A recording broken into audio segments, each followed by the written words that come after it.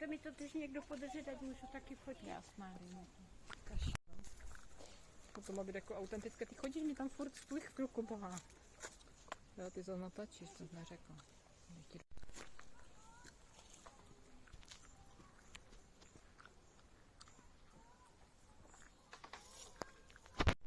Třeba jo. Možná, že to bývá nějaký středo.